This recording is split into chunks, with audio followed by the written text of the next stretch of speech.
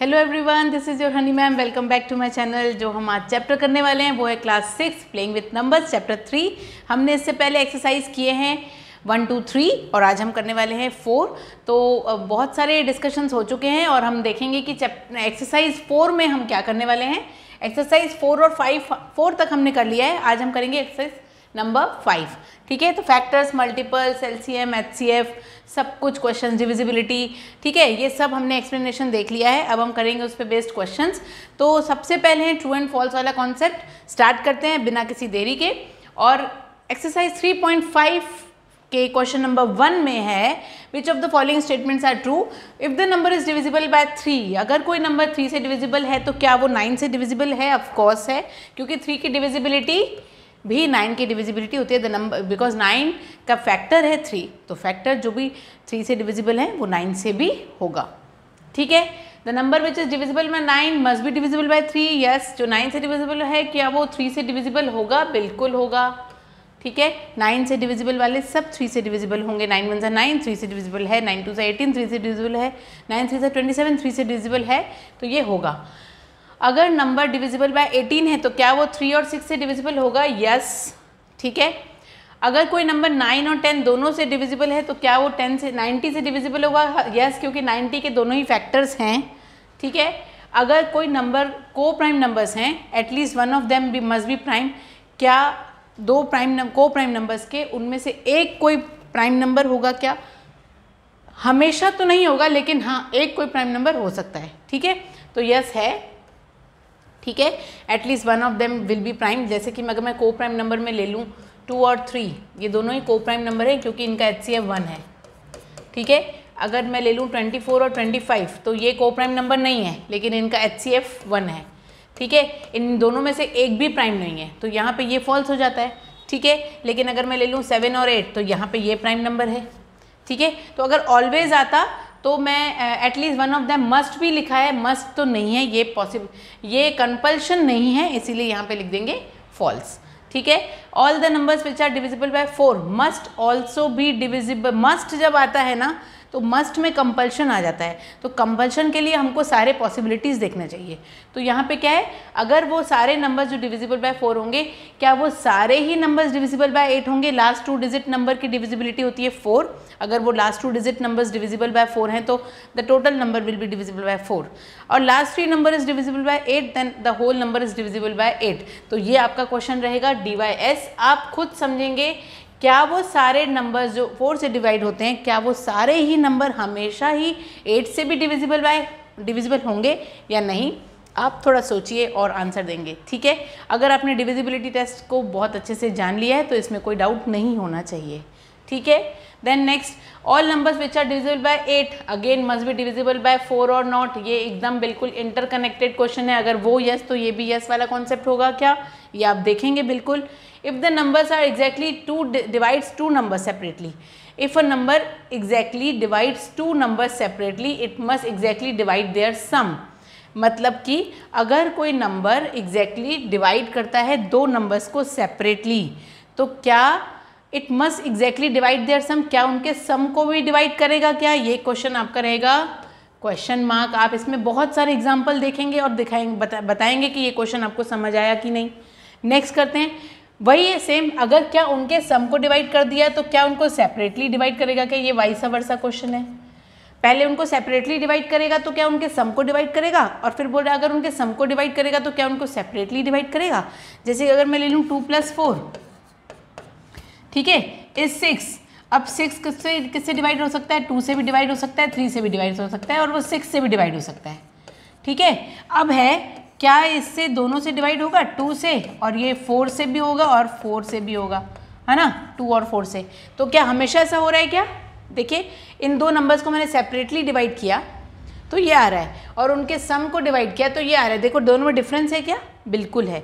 अब देखो, क्या मैंने उनके सम को डिवाइड किया किसी 2 से? आप इनके आंसर को इसी एग्जाम्पल से निकालेंगे। अगर मैं एग्जाम्पल ले लूँ एक और, 6 + 4, ये हो गया 10। ठीक है, इफ़ अ नंबर एग्जैक्टली, अगर कोई नंबर, चलो ये मैंने 5 ले लिया, 10 से 5 डिवाइड होगा, 5 से 10 डिवाइड होगा, और 2 से भी होगा, और 10 खुद से भी होगा। तो क्या ये सारे नंबर्स इनके सेपरेट को भी डिवाइड करेंगे क्या? देख लीजिए आप, ध्यान से देखिए, क्या 5 कभी भी 6 को डिवाइड कर सकता है? क्या 5 कभी भी 4 को डिवाइड कर सकता है? क्वेश्चन, ठीक है। तो मैंने एग्जांपल्स दे दिए हैं आपको दोनों ही क्वेश्चन के ऊपर, आपको सोचना है इसमें यस होगा कि नो, ठीक है। तो this question is been done. Let's do the next question.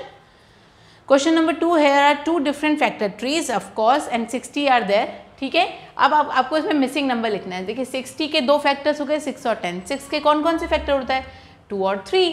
10 के कौन कौन से फैक्टर्स होते हैं? 5 और 2। ये बहुत इंपॉर्टेंट बेस है क्योंकि ये आपका 10th में भी है, ठीक है। तो ये बेस आप एकदम क्लियरली समझिए, ये 10th के क्वेश्चन में भी आता है, रियल नंबर्स चैप्टर है, चैप्टर 1, उसमें ये कॉन्सेप्ट को यूज़ किया गया है। नेक्स्ट है 60 को 30 से डिवाइड करेंगे तो 2 टाइम्स आएगा, 30 को 10 से डिवाइड करेंगे तो 3 टाइम्स आएगा, और 10 को 2 और 5 से डिवाइड करेंगे, ठीक है, हो गया इनका फैक्टर, ठीक। So it is also done. Next question is question number 3, which factors are not included in prime factorization of a composite numbers? कौन से ऐसे फैक्टर्स होते हैं जो प्राइम फैक्टराइजेशन, कंपोजिट नंबर के प्राइम फैक्टराइजेशन में यूज़ नहीं होते? ये क्वेश्चन रहेगा आपका DYS, ठीक है। ऐसे कौन से फैक्टर्स होते हैं जो कंपोजिट नंबर्स के प्राइम फैक्टराइजेशन वाले कॉन्सेप्ट में यूज़ नहीं होते हैं? तो ये आपको खुद सोचना है कि ऐसे कौन से फैक्टर्स होते हैं। Got it? Next, which is the right the greatest 4 digit number? Okay, greatest 4 digit number is question number 4, 9999। ये आपका क्या है? Greatest 4 digit number, okay. अब ये ग्रेटेस्ट 4 डिजिट नंबर के बोल रहे हैं प्राइम फैक्टर्स निकालिए। तो अब प्राइम फैक्टर्स निकालिए, और प्राइम फैक्टर्स मैं तो फैक्टर ट्री से भी निकाल सकते हैं, और आप पहले हम 3 से निकालते हैं, 3 3 3 3, फिर निकालिए 3 से, देन विल बी 1 1 1 1, फिर निकालिए 11 से, 11 जा कितना आएगा देखिए 101, ठीक। और फिर ये 101 का क्या फैक्टर होगा ये आप चेक कर सकते हो। तो ये मेरे हिसाब से ये हमारे फैक्टर्स हैं, कौन कौन से? 3 1 1 1 1, 3 3 3 3 एंड 101, ठीक है। तो ये इसके फैक्टर्स हैं। अब नेक्स्ट क्वेश्चन है, right the smallest 5 digit number and express it's in the form of prime factors. ये आप खुद करेंगे। आप स्मॉलेस्ट 5 डिजिट नंबर ले लीजिए। क्या होता है smallest 5 digit number? Smallest 5 digit number is 10,000, ठीक हो गया आपका। अब इसके फैक्टर ट्री बनाइए, या फैक्टर प्राइम फैक्टराइजेशन से करिए, या सिंपली दिमाग से करिए, जो भी आप कर सकते हो आप कर सकते हैं, इसमें कोई भी प्रॉब्लम नहीं है, ठीक है। ये क्वेश्चन सेम ऐसे बनेगा क्वेश्चन नंबर 4 के जैसे। So let's start question number 6। Question number 6 में आप देख रहे हो कि you have 1729 and you have to find out the prime factors of this number. So you will be like getting, आप इसको प्राइम फैक्टराइजेशन से सॉल्व करोगे, ठीक है। So the first number which divide this number will 7, 7 2s are 14, 7 4s are 28, and then 7 7s are 49. Again 13s are 13 1s are 13. Let's see 2 4 7 how it can be divided by 13. 13 1s are 13 and 7 will be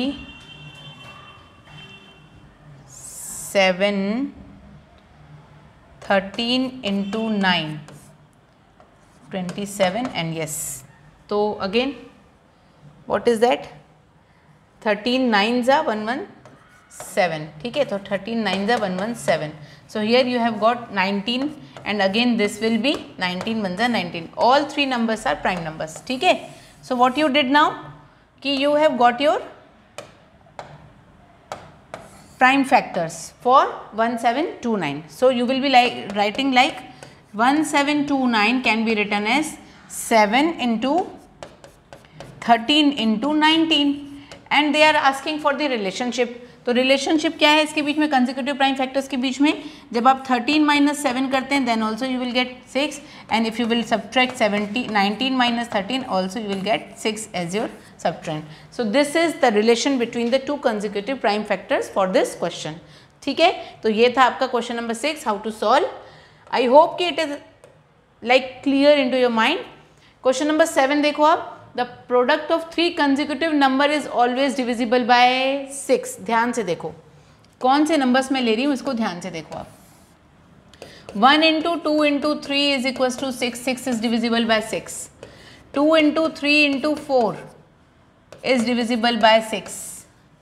4 into 5 into 6 is divisible by 6. ठीक है, तो आप देख सकते हो कि यहाँ पे सारे ही नंबर जो कंसेक्यूटिव नंबर्स हैं उनका जब मैं प्रोडक्ट ले रही हूँ ये आपके डिविजिबल बाय 6 हैं। तो I have taken the examples for proving this statement. ठीक है, तो आपको भी ऐसे ही एग्जाम्पल लेके इसको प्रूव करना है। क्वेश्चन नंबर 7 में ये आपका सॉल्यूशन है। ओके, नाउ नेक्स्ट, कंसेक्यूटिव का मतलब एक के बाद एक होता है, तो आप कोई भी एक के बाद एक नंबर्स ले लो और उनको मल्टीप्लाई करके देखो और उनका आंसर देखो, डेफिनेटली वो नंबर मतलब टेबल 6 से डिविजिबल होगा। अब क्वेश्चन नंबर 8 देखो, the sum of 2 consecutive odd number is divisible by 4। The sum of consecutive odd numbers is divisible by 4। अब देखते हैं, चलिए ऑड नंबर्स लेते हैं। 1 + 3 ये 4 से डिविजिबल है। 3 + 5 8 डिविजिबल है। 5 + 7 12 डिविजिबल बाय 4 है। तो ये भी मैंने 3 एग्जाम्पल ले लिए। कंसेक्यूटिव ऑड नंबर्स हैं ये, आप देख सकते हो एक के बाद एक ऑड नंबर्स होते हैं ये, और इनका जब मैंने सम किया तो मैंने इनके सम को देखा कि यस ऑफ कोर्स इनका जो सम है वो 4 से डिविजिबल है। तो by taking 3 examples you can take any example, any odd number consecutive और सम करिए, आप देखिएगा। 11 + 13 कर लीजिए आप, कंसेक्यूटिव नंबर्स हैं, दोनों ही ऑड हैं। 11 + 13 होता है 24 और वो 4 से डिविजिबल होता है। तो ऐसे ही कुछ एग्जांपल्स आप भी ट्राई कर सकते हो और अपने इस कॉन्सेप्ट को और क्लियर कर सकते हो। ठीक है, नेक्स्ट करते हैं। In which of the following expression prime factorization has been done.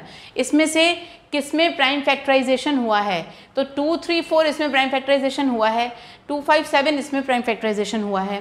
7 2 2 ये प्राइम फैक्टराइजेशन का मेथड ही नहीं होता है, ये रॉन्ग मेथड है। और ये 2 3 9 इसमें प्राइम फैक्टराइजेशन हुआ है। तो इनमें से जिनमें मैंने करेक्ट मार्क किया है उन सब में ही प्राइम फैक्टराइजेशन हुआ है। इसमें भी नहीं हुआ है, इसमें भी प्रॉपर नहीं हुआ है। 2 × 3 × 3 × 3 होता तो प्राइम फैक्टराइजेशन होता। इसमें भी प्रॉपरली 2 × 2 × 2 और फिर 3 होता तो प्रॉपर होता।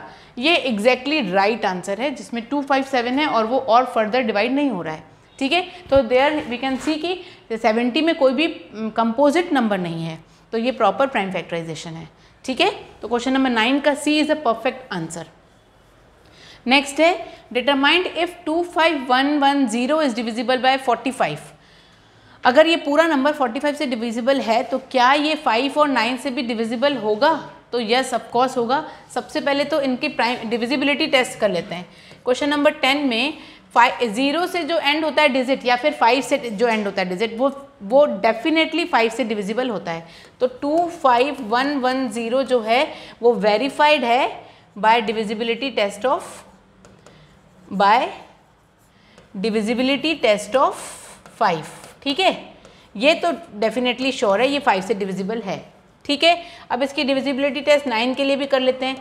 5 2 + 1 + 1 + 0 = 9। ये भी डेफिनेटली 9 से डिविजिबल होगा क्योंकि इसकी डिविजिबिलिटी टेस्ट 9 के लिए भी वेरीफाई हो चुकी है। तो yes of course this number is divisible by the coprimes of 45, that is 5 and 9। Next question is question number 11। आप देखिए क्वेश्चन नंबर 11 क्या है। क्वेश्चन नंबर 11 है 18 is divisible by both 2 and 3. Yes, we are knowing this. It is also divisible by 6. Yes, जो 2 और 3 से divisible है तो उनके प्रोडक्ट से भी divisible होगा definitely. Similarly, it is divisible by 4 and 6. Similarly अगर कोई नंबर 4 और 6 से डिविजिबल है तो क्या हम बोल सकते हैं कि वो 24 से भी डिविजिबल होगा? और अगर नहीं तो क्या हम उसके एग्जाम्पल दे सकते हैं? तो यहाँ पे ये 18 ले लिया है तो हम इसमें बता सकते हैं। तो अब ऐसा कोई नंबर लेते हैं जो 4 और 6 से डिविजिबल हो। चलिए हम ले लेते हैं 24। 24 4 से भी डिविजिबल है, यहाँ पे ले लेते हैं डिविजिबल बाय 4, है ना। और 24 6 से भी डिविजिबल है तो डिविजिबल बाय 6। ठीक है, और 4 × 6 कर रहे हैं तो 24 आ रहा है और this is also divisible by 24। ठीक है, मतलब 24 भी 24 को डिवाइड करेगा। तो यहाँ पे हमने एक एग्जाम्पल ले लिया जो डेफिनेटली इस स्टेटमेंट को प्रूव करता है। अब मैं ले लेती हूँ 48। 48 4 से डिविजिबल होगा। ठीक है, कर लिया हमने डिविजिबल बाय। 48 6 से भी डिविजिबल होगा। तो कर लिया हमने 6 से डिविजिबल। लेकिन 4 इंटू 6 करने से 24 आ रहा है, और 24 भी 48 को डिवाइड करेगा, लेकिन 48 24 को डिवाइड नहीं कर सकता क्योंकि वो हो गया उससे बड़ा। तो ये हो गया आपका, यहाँ पे ये एग्जाम्पल जो है 24 48 को डिवाइड कर सकता है, लेकिन 48 24 को डिवाइड नहीं कर सकता। तो क्वेश्चन में क्या बोल रहा है, can we say that the number must also be divisible by their product, इनके प्रोडक्ट से डिविजिबल होगा। हाँ, ये तो कर सकता है, बिल्कुल कर सकता है। ठीक है, next question, question number 12, what is that, I am the smallest number having 2 different prime factors. देखिए, मैं बहुत छोटा नंबर हूँ जिसमें मुझे 4 डिफरेंट प्राइम फैक्टर्स हैं, तो मैं वो कौन सा नंबर हूँ जिसमें मेरे 4 डिफरेंट प्राइम फैक्टर्स हैं। ठीक है, तो 2 ले लो, 3 ले लो, 5 ले लो और 7 ले लो, इनका मल्टीप्लिकेशन कर दो। ठीक है, क्योंकि ये सब सबसे छोटे प्राइम नंबर्स हैं। ठीक है, तो इनका मल्टीप्लिकेशन कर देने से ये कौन सा नंबर बनता है, 2 5 ज़ा 10, 3 7 ज़ा 21, 21 इंटू 10 210। क्या यही वो छोटा नंबर है जो कि डिफरेंट 4 प्राइम फैक्टर्स लेके आ रहा है अपने अंदर? अगर हाँ, तो आप मुझे मेल करके या मैसेज करके ज़रूर बताएंगे कि yes ma'am this is our right answer, और अगर नहीं तो वो कौन सा नंबर होगा आप मुझे ज़रूर बताएंगे। This is on to you, up to you how you are going to solve this. मेरे ख्याल से ये राइट है, लेकिन ये राइट है कि नहीं है ये आप मुझे ज़रूर बताएंगे। With this I am going to pause my video because this exercise is been done. कोई भी क्वेश्चन में डाउट होगा, कोई भी सॉल्यूशन में डाउट होगा, मुझसे आप ज़रूर पूछेंगे। फिर से मैं उस पर्टिकुलर वीडियो क्वेश्चन में वीडियो बनाऊंगी आपके लिए, और डेफिनेटली आपके प्रॉब्लम को सॉल्व करने में फिर से आऊँगी आपके सामने। Thank you so much, have a nice day, keep watching our channel, keep watching our all the videos, it is very fruitful for you, and be happy, don't bother your parents. Thank you so much.